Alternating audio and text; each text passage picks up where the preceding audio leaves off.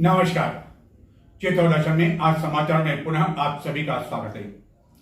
अमावस्या से एक दिन पहले चित्तौड़गढ़ जिले के मंटिया में स्थित प्रसिद्ध सांवलिया मंदिर का भंडारा खोला गया और पहले ही दिन 11 करोड़ रुपए से अधिक की राशि निकली। अब गिनती का कार्य 18 अप्रैल से किया जाएगा। 17 अप्रैल को अमावस्या होने के कारण गिनती का काम नहीं हो सकेगा। मेवाड़ के प्रसिद्ध कृष्णधाम श्री सांवलिया जी मंदिर में गुरुवार को अमावस्या से पहले भगवान का भंडार खोला गया और पहले ही दिन 11 करोड़ 11 लाख रुपए से अधिक की राशि भंडारे से निकली। यह भंडार रात भोग आरती के बाद खोला गया। इस दौरान बड़ी संख्या में श्रद्धालु मौजूद थे और रह रहकर सांवलिया सेठ से मंदिर परिसर जयकारों से गूंजता रहा। भंडारे से निकाली गई राशि की गिनती के दौरान विभिन्न बैंकों के प्रतिनिधियों के साथ ही श्री सांवलिया मंदिर मंडल के चेयरमैन एवं अन्य अधिकारी आदि मौजूद थे एवं इस दौरान सुरक्षा के विशेष इंतजाम किए गए, जिसके कारण गणना की प्रक्रिया बिना किसी परेशानी के हो सकी और भंडार से निकाले गए नोटों की गिनती का अगला चरण 18 अप्रैल से शुरू होगा, जिसके बाद सोना और चांदी के जेवरात की गिनती और तोल होगा। इसके अलावा जो भेंट कक्ष में राशि दी जाती है, मनी ऑर्डर भिजवाए जाते हैं, उसकी हिसाब किताब भी अब बाद में किया जाएगा, जिसके बाद मंदिर में कुल जो भंडारे एवं अन्य स्रोत से राशि आई उसका आंकड़ा पूरा सामने आ सकेगा। प्रति महीने यह भंडारा खोला जाता है और इस भंडारे से 20-25 करोड़ रुपए प्रति माह निकलने लगे हैं। वहीं इस मंदिर को लेकर श्रद्धालुओं की आस्था भी काफ़ी अधिक बढ़ने लगी है। दूर दराज क्षेत्रों से प्रतिदिन बड़ी संख्या में भक्तजन सांवलिया जी में दर्शन करने के लिए आते हैं। एक कहावत आपने सुनी होगी कि काम ऐसा करो सांप भी मर जाए और लाठी न टूटे। इसी कहावत को चरितार्थ करके दिखाया चित्तौड़गढ़ नगर परिषद के अतिक्रमण निरोधक दस्ते द्वारा। दरअसल चित्तौड़गढ़ के शहरी क्षेत्र में नेहरू बाजार में, जहां की फुटपाथ पर अधिकांश व्यापारियों ने अपनी दुकानें सजा रखी है, जहां तहां अतिक्रमण हो रखा है, वहां अतिक्रमण हटाने के लिए नगर परिषद के अतिक्रमण निरोधक दस्ते का जो वाहन है, उसके द्वारा गुरुवार सवेरे यह प्रचार किया गया कि व्यापारी अपना अपना अतिक्रमण हटा ले। अतिक्रमण हटाने की कार्रवाई नेहरू बाजार में की जाएगी, जिसके पश्चात सायं अतिक्रमण निरोधक दस्ता प्रभारी जेसीबी एवं पुलिस जाब्ते के साथ अतिक्रमण हटाने के लिए नेहरू बाजार पहुंचे। अतिक्रमण हटाने के आरंभ में ही जब एक दो व्यापारियों ने इसका विरोध करना शुरू कर दिया तो दस्ते ने भांप लिया कि यहां से अतिक्रमण हटाना इतना अधिक आसान नहीं है जितना कि वह सोच रहे थे। अब आखिरकार क्या किया जाए, क्योंकि यदि बेरंग लौटते तो नगर परिषद के अतिक्रमण निरोधक दस्ते की किरकिरी हो जाती। ऐसी स्थिति में इन दुकानों के आगे जो नाली है, जिस पर अधिक पानी भी भरा हुआ नहीं है, गंदगी भी नहीं है, कीचड़ भी नहीं है, वहां पर तोड़फोड़ की गई और पत्थर आदि हटा लिए गए और कुछ देर तक यह कार्रवाई हुई और उसके बाद दस्ता यहां से रवाना हो गया एवं इस तरह उसकी भी किरकिरी नहीं हुई और यह कहावत भी चरितार्थ हो गई कि काम ऐसा करो कि सांप भी मर जाए और लाठी न टूटे। एक कहावत अधिकांश लोगों ने सुनी होगी कि सांप भी मर जाए और लाठी न टूटे। ऐसी ही कहावत चित्तौड़गढ़ नगर परिषद में गुरुवार को शहरी क्षेत्र में अतिक्रमण की कार्रवाई के दौरान चरितार्थ होते हुए दिखाई दी। शहरी क्षेत्र में नेहरू बाजार में जहां कई व्यापारियों ने फुटपाथ पर अपनी दुकानें सजा रखी है, जगह जगह अतिक्रमण के कारण लोगों को परेशानियों का सामना करना पड़ता है, वहां गुरुवार प्रातः करीब 11 बजे नगर परिषद के अतिक्रमण निरोधक दस्ता के वाहन के द्वारा यह प्रचार किया जाने लगा कि व्यापारी अपना अपना अतिक्रमण हटा दे, अतिक्रमण हटाने की कार्रवाई की जाएगी। इस घोषणा के पश्चात अतिक्रमण निरोधक दस्ता पुलिस जाब्ते के साथ जेसीबी नेहरू बाजार में अतिक्रमण हटाने के लिए साएं पहुंची, लेकिन जैसे ही जेसीबी की सहायता से अतिक्रमण हटाने की कार्रवाई नेहरू बाजार में आरंभ की गई, 2-3 व्यापारियों ने इसका विरोध करना शुरू कर दिया। नगर के मुख्य एवं व्यस्तम बाजार में व्यापारियों के इस शुरुआती विरोध के तेवर को देखते हुए अतिक्रमण निरोधक दस्ते ने इसे समय रहते भांप लिया, जिसके बाद दस्ते द्वारा जेसीबी की सहायता से दुकानों के आगे नालियों पर जो कब्जा कर रखा था एवं नालियों को पत्थरों से ढक रखा था, उन पत्थरों को हटाकर अतिक्रमण हटाने के नाम पर कार्रवाई शुरू की गई और कुछ घंटे में यह कार्रवाई कर इतिश्री कर ली, जिसके कारण उसकी भी किरकिरी नहीं हुई एवं कई लोगों के लिए यह स्थिति पूरी हास्यास्पद स्थिति के रूप में भी सामने आई। कई लोग यह सवाल भी उठाने लगे कि नेहरू बाजार में क्या इसलिए अतिक्रमण नहीं हटाया गया कि यहाँ कई प्रभावशाली लोगों की दुकानें हैं, और यदि अतिक्रमण हटाया जाता तो नगर परिषद के अतिक्रमण निरोधक दस्ते को विरोध का सामना करना पड़ता। तो क्या अतिक्रमण हटाने की जब कभी कार्रवाई की जाती है तो वह चित्तौड़गढ़ के गरीब एवं हाथ ठेला व्यापारियों तक ही सीमित होकर क्यों रह जाती है, या दूर पर कालिका माता मंदिर के आसपास जो प्रसाद बेचने वाले व्यवसायी हैं उनके खिलाफ भी क्यों की जाती है। चित्तौड़गढ़ के शहरी क्षेत्र में अतिक्रमण का हाल यह है कि साय होते ही यहाँ से लोगों का निकलना मुश्किल हो जाता है। नेहरू बाजार में तो कई व्यापारियों ने अपनी दुकानों के आगे फुटपाथ पर इतना अधिक सामान सजा रखा है कि यह फुटपाथ ही उनके नाम पर हो गए, और अतिक्रमण निरोधक दस्ता मानस बनाकर तो आया था, लेकिन उसे केवल यह पत्थर हटाकर ही यहाँ से लौटना पड़ा। नेहरू बाजार के समीप यह चित्तौड़गढ़ का एक मुख्य एवं व्यस्तम मार्ग है, मुख्य सब्जी मंडी मार्ग, लेकिन यहाँ भी अतिक्रमण की हालत यह हो गई है कि शाम के समय तो राहगीरों का भी यह निकलना काफ़ी अधिक मुश्किल हो जाता है। दोपहिया वाहनों के लिए पार्किंग के लिए काफ़ी समय पहले कदम तो उठाए गए थे, लेकिन वह कदम केवल कागजों तक ही सीमित होकर रह गए। सीएम शहरी विकसित अभियान गत 15 मार्च से चित्तौड़ नगर परिषद क्षेत्र में आरंभ किया गया था। इसी तरह का अभियान ग्रामीण क्षेत्रों में भी आरंभ किया गया। शहरी क्षेत्र में 15 मई तक यह अभियान अलग अलग वार्ड वाइज चलना है। उसके पश्चात मास्टर प्लान का अपलोड करना होगा, लेकिन इन वार्ड सभाओं को लेकर लोगों में उदासीनता देखने को मिल रही है। कई लोगों का तो यह भी कहना है कि उन्हें इस अभियान के बारे में किसी तरह की कोई जानकारी नहीं है। इसी तरह का एक शिविर गुरुवार को चित्तौड़गढ़ के शहरी क्षेत्र में वार्ड 47 के लोगों के लिए मीरा मंच पर आयोजित किया गया, लेकिन वह मुश्किल से 10 लोग भी अपने वार्ड की अलग अलग शिकायत को लेकर नहीं पहुंच सके।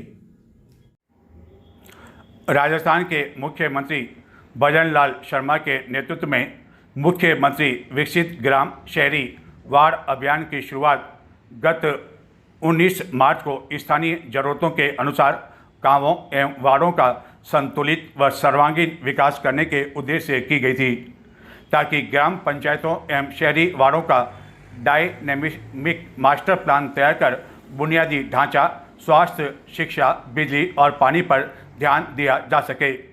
लेकिन चित्तौड़गढ़ में शहरी वार्ड अभियान के तहत अधिकांश वार्ड में वार्ड वासियों द्वारा इसको लेकर कोई रुचि नहीं दिखाई जा रही है एवं उदासीनता देखने को मिल रही है।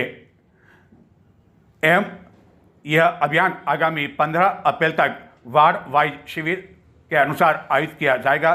सरकार को इसकी जानकारी देनी होगी एवं मास्टर प्लान तैयार कर 15 मई तक पोर्टल पर अपलोड करना होगा। इस अभियान के तहत गुरुवार को चित्तौड़गढ़ के वार्ड 47 का शिविर मीरा मंच पर आयोजित किया गया, लेकिन इस दौरान विभिन्न समस्याओं को लेकर 10 लोग भी नहीं पहुंच सके। शिविर स्थल पर भी वार्ड वासियों की संख्या के अनुसार 1% कुर्सियां भी नहीं लगाई गई। क्योंकि इसके पहले जो शिविर आयोजित किए गए उसमें भी लोगों की उदासीनता रही। इस दौरान यहाँ सुझाव पेटिका भी लगाई गई, लेकिन किसी ने भी यहाँ आकर इस पेटिका में कोई सुझाव देना उचित नहीं समझा। यह बात अलग है कि वार्ड की विभिन्न समस्याओं को लेकर लोगों द्वारा सोशल मीडिया पर काफ़ी कुछ कहा जाता है, लेकिन जब इस तरह का अभियान आयोजित किया जाता है तो वह इसके लिए समय नहीं निकाल पाते हैं। एवं अब तक जो शिविर हुए हैं उसमें भी सड़क, नाली, साफ सफाई, प्रकाश व्यवस्था को लेकर ही कुछ सुझाव दिए गए। कई लोगों को कहना है कि इसको लेकर अधिक प्रचार नहीं किया गया। ये विकसित राजस्थान वार्ड सभा का आयोजन किया जा रहा है। इसमें 19 मार्च से 15 मई तक का पखवाड़ा है। इसमें सबसे पहले आगामी 25 वर्ष के अमृत काल के अंदर 2022 से लेकर 1947 तक के लिए ये प्रोफाइल तैयार की जा रही है। इसमें सबसे हमारे जो वार्ड हैं उसमें मीरा मंच में वार्ड नंबर 42 से लेकर 43 से नहीं है, वार्ड 42 से लेकर 53 तक के वार्ड मीरा मंच में आयोजित किए जा रहे हैं, जिनमें वार्ड की सभाएं मीरा मंच में आयोजित की जा रही है। लोग या अपने विकसित राजस्थान के अंदर आप क्या अपेक्षा चाहते हो वो हम इनके सुझाव लिए जा रहे हैं। सुझाव पेटिका भी रखी गई है, इसके मोबाइल नंबर, ईमेल के माध्यम से भी आप अपने सुझाव और लिखित में भी आप अपने सुझाव दे सकते हैं। इसके अंदर 8 तारीख से हमने ये वार्ड सभा स्टार्ट की थी। सबसे पहले वार्ड नंबर 42 था और 24/4/2026 तक वार्ड नंबर 53 तक ये वार्ड सभा आयोजित की जाएगी। आज हमारा 16/4/2026 में वार्ड नंबर 47 को लिया गया है। इसमें वार्ड नंबर 47 के हम सुझाव लिए जा रहे हैं लोगों के द्वारा। यहाँ पे जैसे एक तो वार्ड में जैसे हीराबाटी के पास कच्चा स्टैंड है, उसको हटाया जाकर अन्यथा जगह बनाए जाने की सुझाव दिए गए हैं। और एक कंट्रोल रूम का भी उन्होंने जैसे गोल प्याव के अंदर कंट्रोल रूम बना रखा है। उसको जैसे हमारी जमादारों ने वहाँ पे क्या कि एक आयोजन स्थल है उनका, वहाँ इकट्ठे होते और उपस्थिति भी वही ली जाती है। तो वो चाह रहे हैं कि वो बिल्डिंग नगर परिषद की रहे और कंट्रोल रूम का अन्यथा जगह स्थापित किया जाए। अभी तक की वार्ड सभाओं में ज़्यादातर समस्या जैसे नाली की है, अतिक्रमण की शिकायतें आ रही हैं और कुछ लोगों ने ये भी अपने सुझाव दिए हैं कि किले पे हम जैसे जाते हैं तो उसका दूसरा रास्ता भी होना चाहिए, ये भी सुझाव दिए गए हैं। NSUI के चित्तौड़गढ़ महाविद्यालय इकाई अध्यक्ष को फर्जी तरीके से, गलत तरीके से प्रवेश दिलाए जाने को लेकर अखिल भारतीय विद्यार्थी परिषद ने गुरुवार को महाविद्यालय में प्रदर्शन किया और इस प्रदर्शन एवं ज्ञापन देने के बाद महाविद्यालय प्रशासन ने आखिरकार इकाई अध्यक्ष का प्रवेश निरस्त कर दिया। महाराणा प्रताप राजकीय स्नातकोत्तर महाविद्यालय चित्तौड़गढ़ में NSUI के इकाई अध्यक्ष अविनाश आचार्य के फर्जी प्रवेश को लेकर अखिल भारतीय विद्यार्थी परिषद द्वारा महाविद्यालय में विरोध प्रदर्शन किया गया एवं जमकर नारेबाजी की गई। अखिल भारतीय विद्यार्थी परिषद का कहना है कि NSUI के इकाई अध्यक्ष अविनाश आचार्य द्वारा महाविद्यालय के नियमों के विरोध में यह प्रदर्शन किया गया। आचार्य द्वारा TC लेने के बाद भी महाविद्यालय में MA राजनीतिक विज्ञान में नियमित विद्यार्थी के रूप में परीक्षा दी गई। इसके विरोध में अखिल भारतीय विद्यार्थी परिषद द्वारा प्रदर्शन किया गया, जोरदार नारेबाजी की गई। महाविद्यालय प्रशासन का ध्यान आकर्षित किया गया, जिसके बाद महाविद्यालय प्रशासन द्वारा उसका प्रवेश निरस्त कर दिया गया। इस प्रदर्शन के दौरान परिषद के कई कार्यकर्ता मौजूद थे।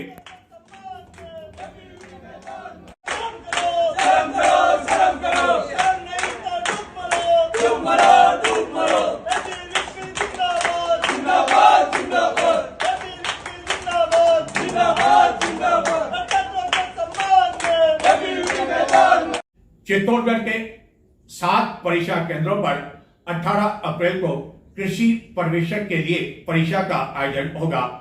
इस परीक्षा के लिए गुरुवार को प्रश्न पत्र पहुंचे एवं गत दिनों में कई पर्चे जो लीक हो गए, पेपर लीक होने की जो घटनाएं हुई, उसके कारण यह प्रश्न पत्र कितनी अधिक सुरक्षा के बीच यहाँ भिजवाए गए आप देख सकते हैं कि इसके लिए कितनी अधिक सतर्कता बरती गई। राजस्थान कर्मचारी चयन बोर्ड की कृषि प्रवेशक सीधी भर्ती परीक्षा चित्तौड़गढ़ जिला मुख्यालय के 7 परीक्षा केंद्रों पर 18 अप्रैल को होगी, जिसको लेकर तैयारियां आरंभ कर दी है एवं इस परीक्षा के लिए प्रश्न पत्र कड़ी सुरक्षा के बीच गुरुवार को चित्तौड़गढ़ पहुंचे एवं एक ट्रक में यह प्रश्न पत्र जब लाए गए तो यहां कलेक्ट्रेट में इस ट्रक में प्रश्न पत्र के लिए जो वेल्डिंग की गई थी, पहले उस वेल्डिंग को खोलने के लिए कर्मचारी बुलाए गए। इस परीक्षा में 2300 से अधिक परीक्षार्थी परीक्षा देंगे। परीक्षा के लिए सरकारी और निजी स्कूलों को सेंटर बनाया गया है। यह परीक्षा एक ही पारी में प्रातः 11 से दोपहर 1 बजे तक आयोजित होगी, जिसके लिए परीक्षार्थियों को 1 घंटे पहले परीक्षा केंद्र पर आना होगा।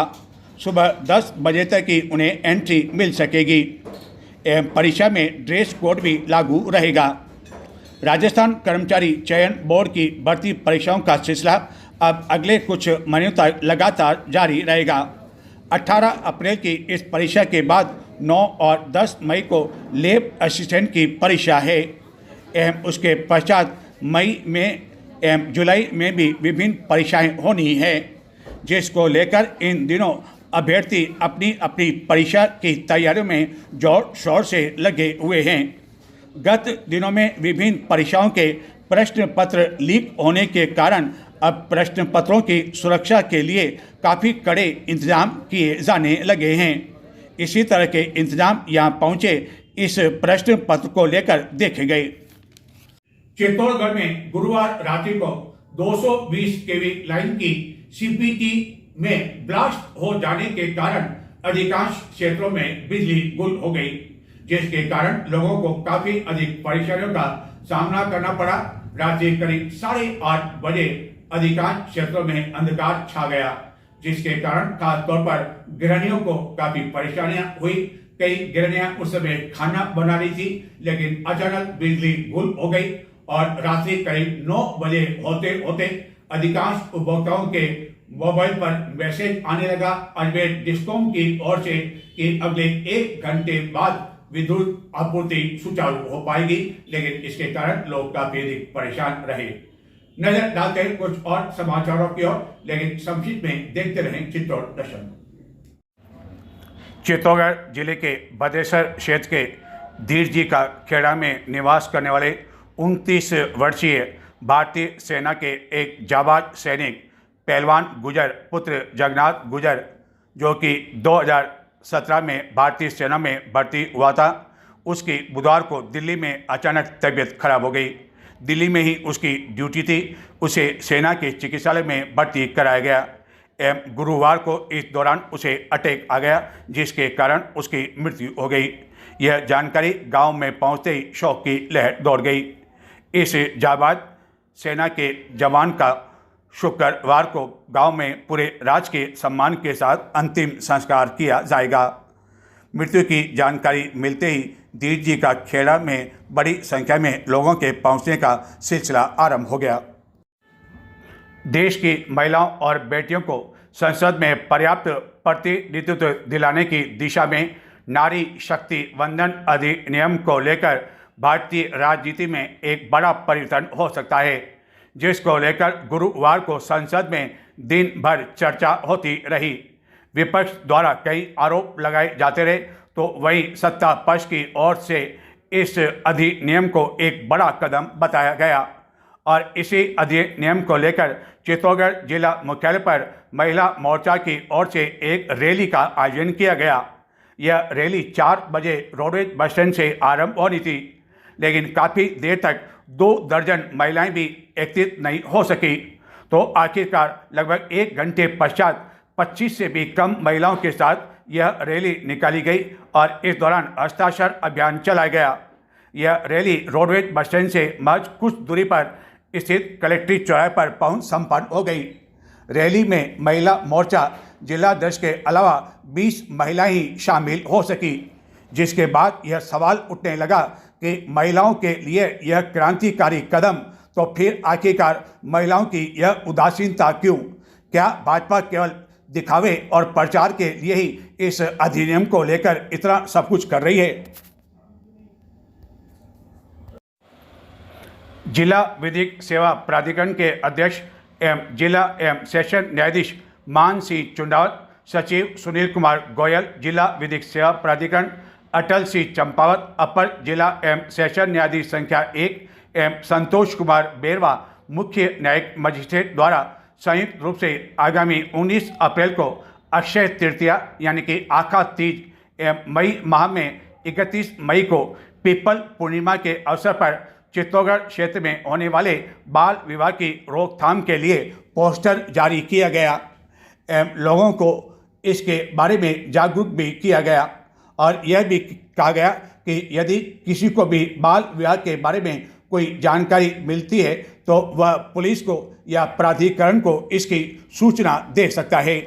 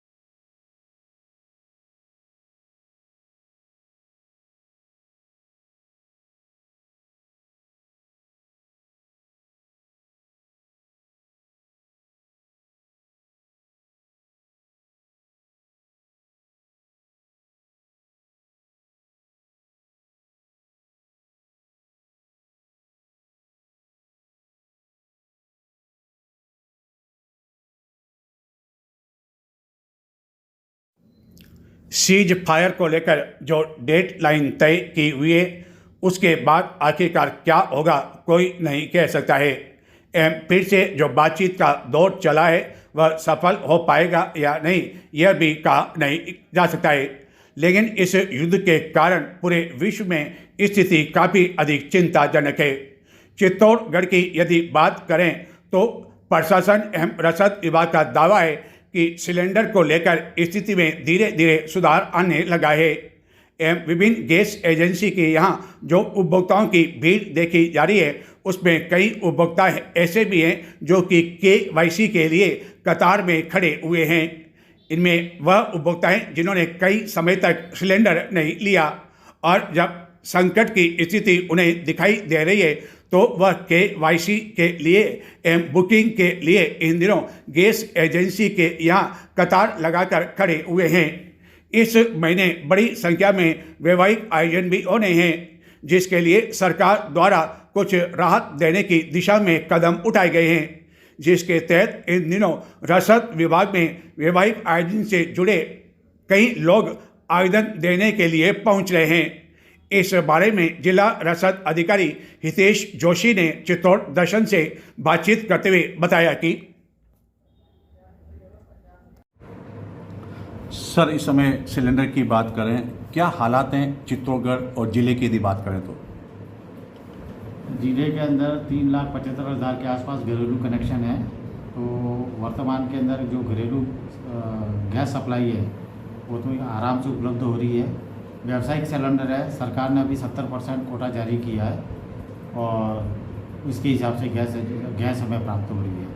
घरेलू सिलेंडर की बात करें तो क्या बैकलॉग, यदि चित्तौड़ जिले की बात, जिला मुख्यालय की बात करें तो बैकलॉग की क्या स्थिति है? चित्तौड़गढ़ जिले के अंदर जो बैकलॉग चल रहा है वह 5 से 6 दिन का चल रहा है अभी।